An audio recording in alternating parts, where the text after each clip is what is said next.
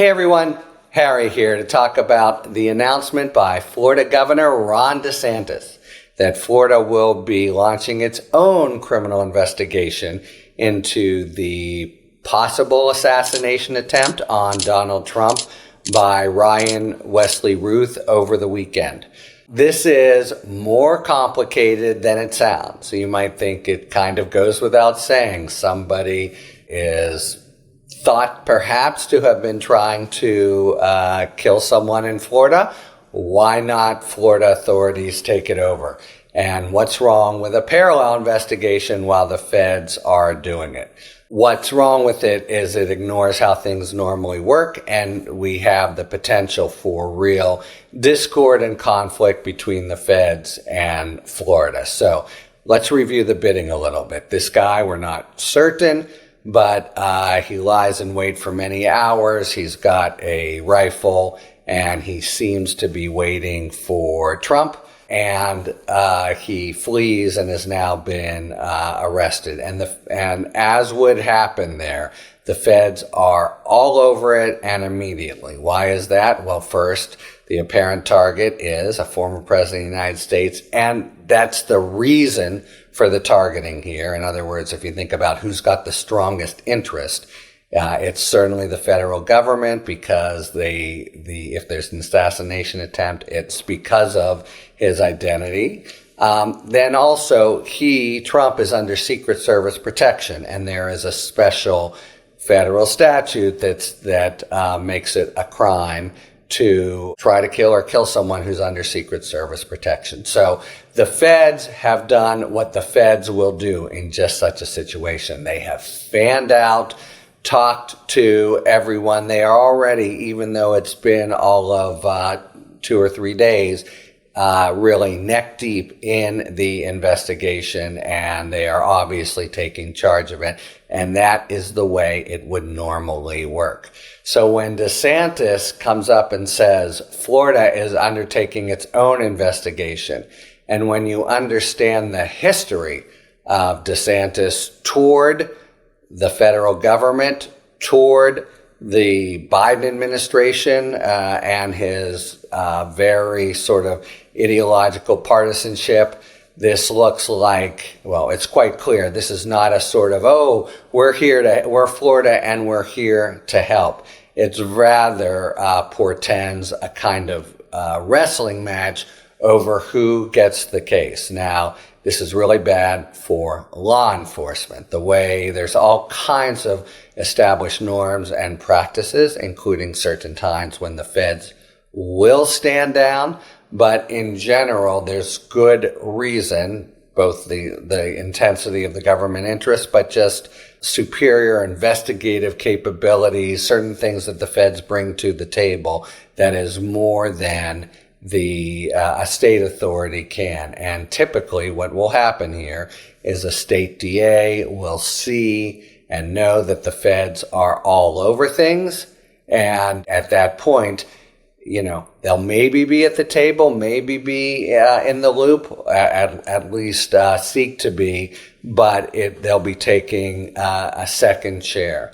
And to the extent they're involved, it'll be with the kind of respect for parallel law enforcement, especially the feds, that will mean they don't trip over each other and muck things up. Not when it's the governor who's announced it, and it's a governor of the ilk of Ron DeSantis. What he's basically announced is a race.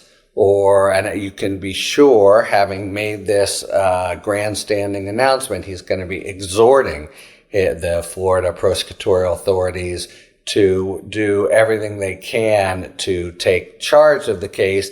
And that means, among other things, duplicating the investigative efforts of the FBI.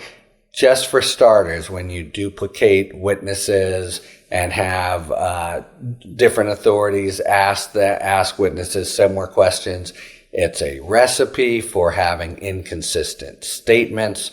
When you try to serve things in the field, it's a recipe even for danger to law enforcement agents who are kind of tripping over each other. It only makes sense for one sovereign to be taking the lead. Now, there's a place for either the feds to do something and then the states. There's a place for the states to do something and then the feds, but it's typically worked out law enforcement agency to law enforcement agency. And typically, as I say, in a case like this, it would just be understood. This is the feds' lookout. A former president may have been the victim of assassination. Now, what about the fact that all the feds are charging is gun crimes? And here's something to explain. I didn't think it was worth its own explanation when it happened. That is the way things work in both the state and federal system. You can actually arrest somebody and initiate criminal charges in two ways. First, on the mere say-so of an agent who has a piece of paper that lays out probable cause, and or even if it's in the field, just sees something, arrest somebody. At that point, that person can be taken in, but you have a finite period of time, typically 72 hours or less, to bring that person before a neutral fact finder, like a magistrate or a judge, who will say, yes, you have enough to hold this person on the charges you've made. And the reason they've made gun charges, this guy has a long felony record, and in other states, by the way, which is one of the reasons that the feds, with their interstate investigative abilities, are better situated here. But this is a clean and easy charge to establish. That's what it takes to hold someone, and then you bring the other way, and almost invariably in a very big case, you use a grand jury. But there are instances, and this is a paradigm of it, where you don't want to wait for that. You don't want to have to wait till a grand jury has done all the investigation, and you certainly don't want to cut short the grand jury's investigative function and all the things that it'll do. So you bring a criminal complaint, then quickly before a magistrate, that person is then held, and then what everyone understands is happening in the federal case is the charges growing out of the actual apparent lying in wait and possibility of trying to assassinate Trump are developed and come to the fore. And by the way, they're not easy here, right? It sure looks like that's what was going on. Why is he hanging out in Mar-a-Lago all this time? And we have, of course, the social media, which shows an evolution where he comes to turn against Trump. He is very upset about Trump's pulling out of the Iran nuclear deal. He's upset about Ukraine. This is an unusual guy who's got these, strong hobby horse intense views based on foreign policy, but it looks like he really turned against Trump, and that's why he went. And there's real reason to think, is it probable cause? Is it enough to have a case? That's what you have a grand jury for, that's what the guy was doing. So they will be taking their time to develop these cases in the case in the grand jury, and normally the state authority would just be hanging out, waiting, maybe would lend a hand, say a local police officer. But now there looks to be a very possible expectation that DeSantis is kind of grabbing a high-profile case and will try to bring it more quickly and in ways that could totally prejudice the federal investigation, and the feds really have the leading interest here.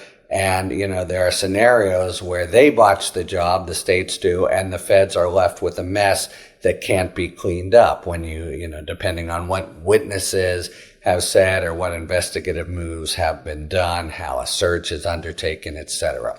So the bottom line here is a case that is being intensively worked by the feds, and would almost any local prosecutor in the country would stand back and let the feds handle it, possibly play a role in the future. You instead have a governor.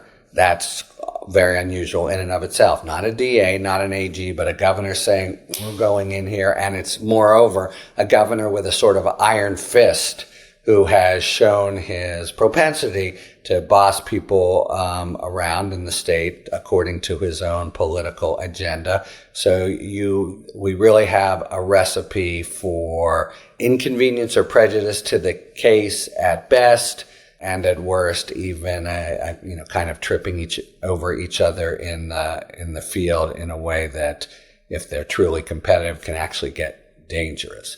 So the DeSantis's grandstanding here is not benign, not just, okay, let the state do it as well, but actually carries the potential for big-time screw-ups of the case. You do not want state and federal prosecutors to be in the field competing with one another, and that looks to be like what DeSantis has put into motion. Talk to you later. Thanks for tuning in. If you enjoyed this video and other Talking Feds content, please take a second to like and subscribe. Talk to you later.